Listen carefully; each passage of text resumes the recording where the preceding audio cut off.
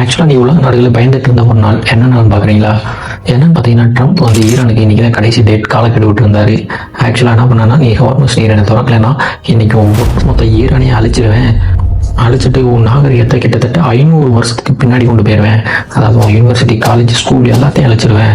நீ திருப்பி மீண்டு வரணும்னு 500 வருஷம் ஆகும் அப்படின்னு சொல்லிட்டு தன்னோட சோசியல் மீடியா பக்கத்தில் ட்விட்டரில் என்னென்னமோ போட்டிருந்தாரு. இன்றைக்கி தான் உங்களுக்கு லாஸ்ட் நாள் கேடு அப்படின்னு கொடுத்துருந்தாரு.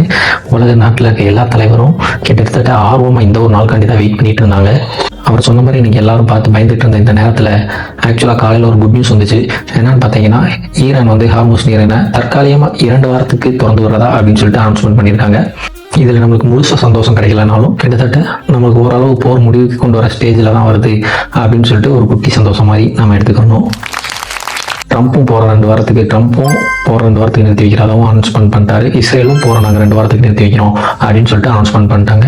ஈரான் தற்காலிகமாக நாங்கள் ஹார்மஸ் நீரினை கிட்டத்தட்ட ஒரு 2 வாரத்துக்கு நாங்கள் ஓப்பன் பண்ணி விடுறோம் அப்படின்னு சொல்லி அனௌன்ஸ்மெண்ட் பண்ணிட்டாங்க. என்னன்னா, நம்ம ஃப்ரெண்ட்ஸ் நாடுகளை மட்டும் வெளியே விட்டுட்டு இருந்தாங்க ஹார்மோஸ் நீரில் ராணுவ பாதுகாப்போட.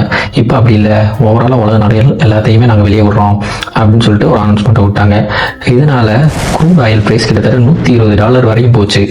அந்த $120 இந்த நியூஸ் வந்த இன்னைக்கு கிட்டத்தட்ட $92 வந்துருச்சு. ஏன்னா ஆமாம், நம்ம டிமாண்ட் கொஞ்சம் கம்மியாயிரும். 2 வாரத்துக்கு எல்லாத்துக்குமே ஆயில் கொஞ்சம் கணிசமாக சகஜமாக கிடைக்கும். அதனால அந்த ப்ரைஸ் டவுன் ஆயிடுச்சு. நீங்கள் என்ன நினைக்கிறீங்க? 2 வாரம் கழிச்சு இந்த போர் முடிவுக்கு வருமா, இல்லை இப்படியே கண்டினியூ ஆகுமா? உங்களுக்கு என்ன தோணுதுன்னு கமெண்ட்ல சொல்லிட்டு போங்க.